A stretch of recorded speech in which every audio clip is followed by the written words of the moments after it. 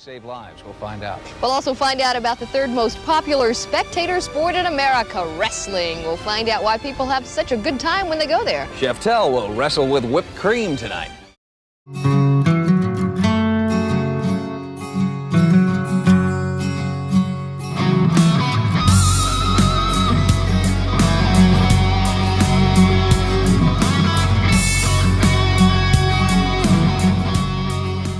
What you gonna do, brother? I'm gonna tell you what you're gonna do, brother. You're gonna say your prayers, brother. You're gonna take your vitamins, brother. And you're gonna watch this clip on Hulk Hogan from 1984, brother. Next, we're going to go behind the scenes with a knockdown, drag-out world of professional wrestling and meet the bad guys. Stay with us on Evening Magazine. Here at Johns Hopkins, they have a really fine orthopedic unit.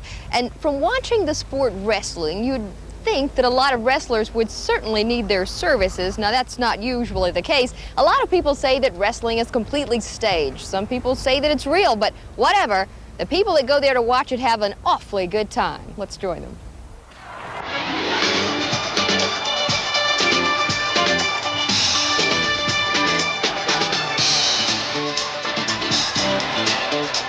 All-Star Wrestling, a sport and a category by itself. But then, is it sport or is it showbiz? Whatever it is, nearly 50 million people will flock to see events all over the country this year. Surprisingly, All-Star Wrestling is the third leading spectator sport in the country.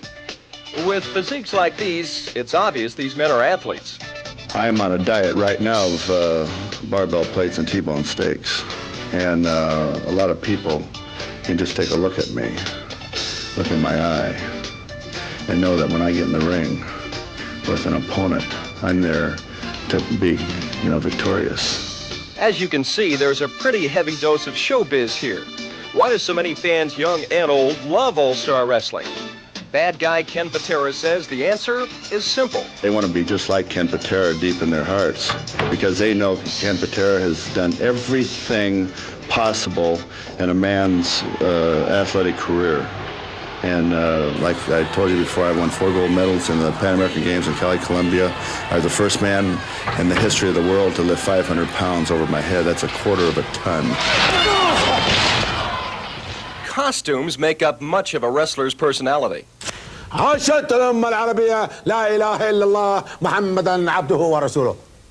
There are some other colorful characters on this wrestling card, like rock and roll Buck Zumhofe, who got his name because of the big radio he carries around and his love of music.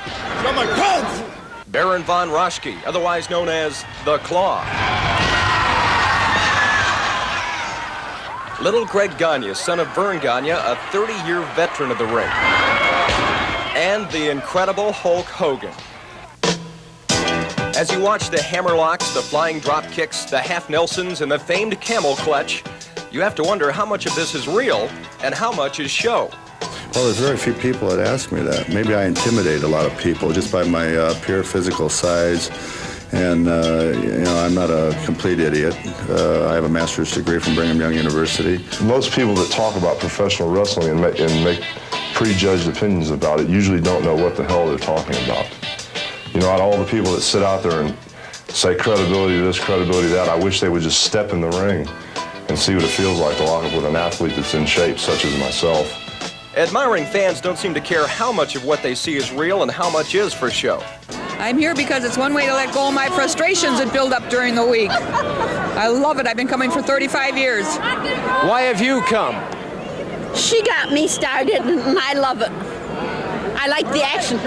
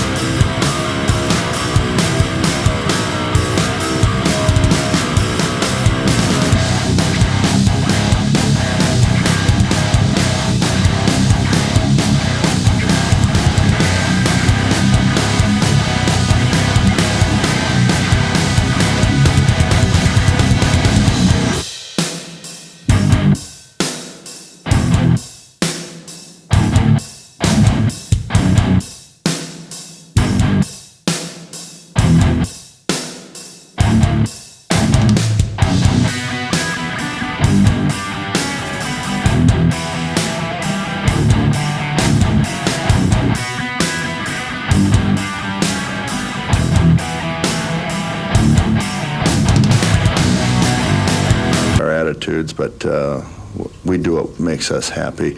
We do what makes us increase our bank accounts. I'm single, so I don't care where I go. I can be in Denver one day and go to Milwaukee or someplace the next day, or even Oakland or the West or New York. It doesn't matter to me. When I get a booking or when I go to a certain place, I'm excited. Ward Susie of Milwaukee is in his first year on the circuit. I really have no home. I don't have any point of reference. It could be this motel room, and then the next night it's that motel room, and you're constantly moving around. It's living out of a suitcase, you know, and you have to get used to it. It's a lot of traveling. You gotta be tough, and you gotta be rough, and you gotta have a lot of guts, my friend. Travel around the world and challenge all those people and wrestle. It's not easy. There's nothing easy in this world today, believe me. We've been taught from childhood to fight and earn your living. And to me, I love it because it's in my blood. The incredible Hulk Hogan has been running the routine for 6.5 years. For him, the travel and hard work is beginning to pay off. I am the highest paid athlete in the world today as far as professional wrestling goes. Professional football tried to get me, a few different teams. There was no way. I am the #1 draw in the country today. I am the only undefeated wrestler in the world today. And I sell out everywhere I go. The part I played in Rocky III was a very good wrestling scene. All the really dangerous wrestling things I had to do with a stuntman because Stallone wasn't up for something like that. If he would have gotten hurt doing the wrestling, the hard things with me, he would have not been able to finish filming. Listen, after the match, how about we get a Polaroid together, okay? You're in trouble. I feel I did a pretty good job for him. Everything I've heard from critics and Stallone himself says it's going to be one of the highlights of the film of the Rocky III. Rocky III will certainly bring more attention to all-star wrestling. Now, whether you think wrestling is a sport or just a spectacle or something in between, these fans don't seem to care. They just enjoy the phenomenon known as all-star wrestling. We'll be back in just a moment.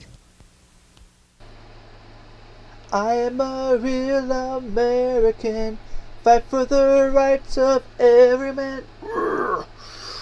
Ooh. Yeah, brother.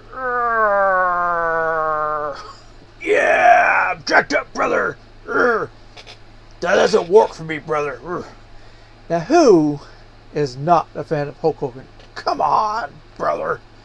If you're of a certain age, you kind of have to be a Hulk Hogan fan. It's just in your DNA. It's like Babe Ruth, Muhammad Ali, Hulk Hogan. Now, of course, so is Ric Flair. Woo! You gotta. Oh, Dusty Rhodes, baby. I'm Dusty Rhodes, the American Dream, baby. Of course, the Macho Man. Ooh, yeah! Too hot to handle, too cold to hold. I mean, these guys just knew what they were doing to get people jacked up. Can't forget Macho Man in WCW, like '95, I think it was. He was doing an interview with Sting, and Mean Gene was doing the interviewing.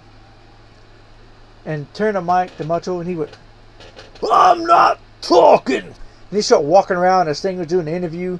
The microphone came over to Macho Man again. It's like, "I'm not talking!" I mean, come on, this is great stuff. And of course, Roddy Piper. Just when you got all the answers, I changed the question. That's why I always thought the Hulk Hogan and Roddy Piper feud went so well. Because Hogan was the answer to what the good guy should be. But Piper changed the question. Anyways, what was your favorite... What were some of your favorite wrestlers? Let's see. I know it's got to be some out there. It's like, oh my God, Goldust was my favorite. Of course, you got Stone Cold. And that's the bottom line. Give me a beer. Of course, The Rock. It doesn't matter. I guess it does matter because you make all that money. It doesn't matter. Is that a chick from $1 Million? It does matter. You know what The Rock was cooking this whole time? He was cooking the paychecks. What he was cooking. I'm having way too much fun with this wrestling. Anyways, hope you guys enjoyed it. Remember, what you gonna do, brother? Well, thank you for watching. Please like and subscribe to my channel, as I will be posting more goodies from my collection. From fun stuff, to silly stuff, to idiots, nostalgia, just plain crap. So stay tuned, everybody.